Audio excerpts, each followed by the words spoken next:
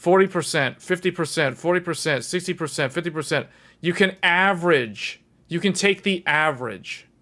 So we can already say, with a very strong confidence, that the 4080 to the RTX 5080 will be somewhere in the range of 40 to 60% uplift. We can confidently say this. We can give this range, and it is an educated guess, and it makes a lot of sense, and it is very believable. In fact, it's correct. We can say that it is correct to assume that the 5080 is somewhere between 40 and 60% over the 4080. So, knowing that, do we want to guess the 5080 now? Let's look at, we can already guess 5080. We can derive 5080 and how it compares to the 4090. If we go to the 4080 and then we go look at 4090, 4090 is 25% faster than a 4080. And the 5080 at worst is 40% faster than a 4080. That means that we can almost guarantee that the 5080 will be faster than a 4090. This is the reason why when I made that video, well, when I talked about Blackwell last time, I was looking at it with this logic, with this understanding.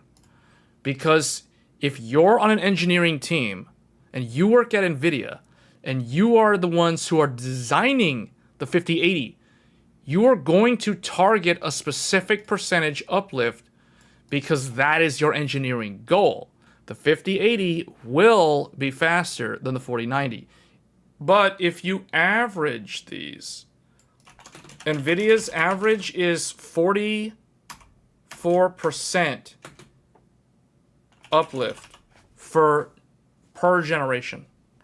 Now let's do AMD's. AMD's is going to be funny because they've got like this really low one and then they have this really high one. So this is going to balance out.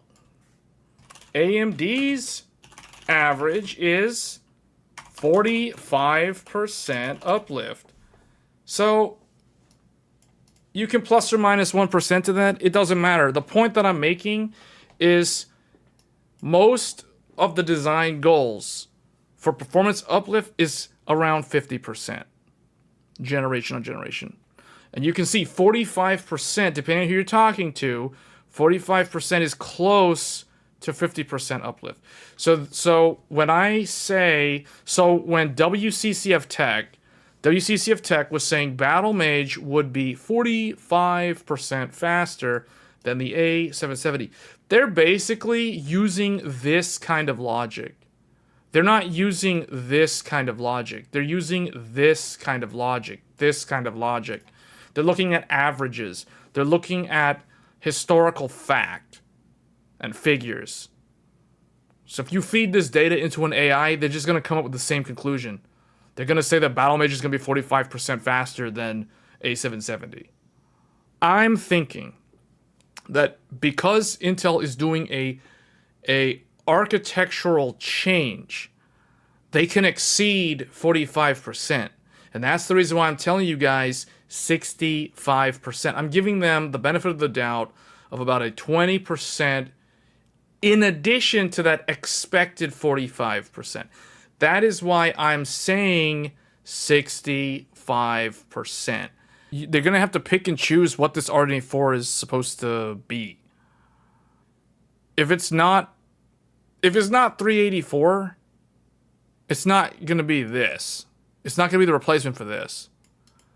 In the same way that the 5700 XT was not really the replacement for Radeon 7.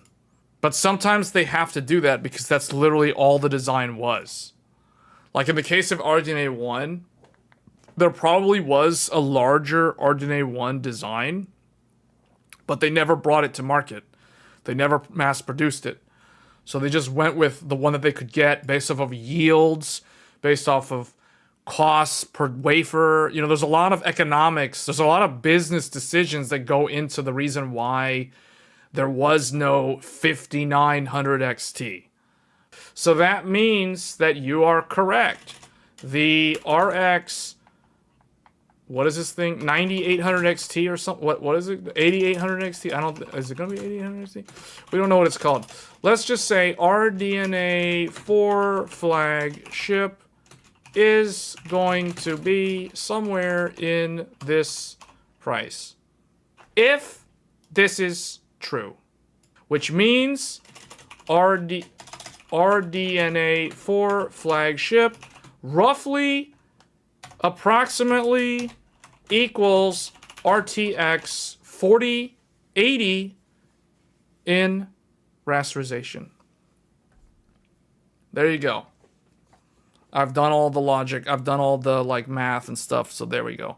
So yeah, that would be good, man. That would be very good.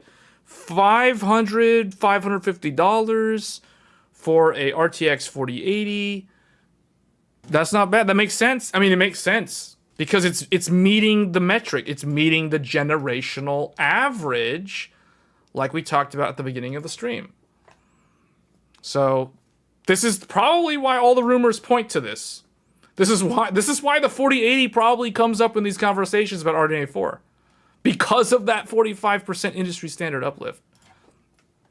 If the RDNA 4 flagship is a 256-bit bus with 16 gigs of VRAM, if that's true, then we can now add 45% uplift, assume 45% uplift, because that is NVIDIA and AMD's average, wherever the AMD one went.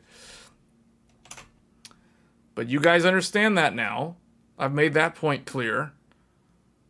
So if this is true, then, and prices stay the same, no price adjustment, then that's it. We've derived it.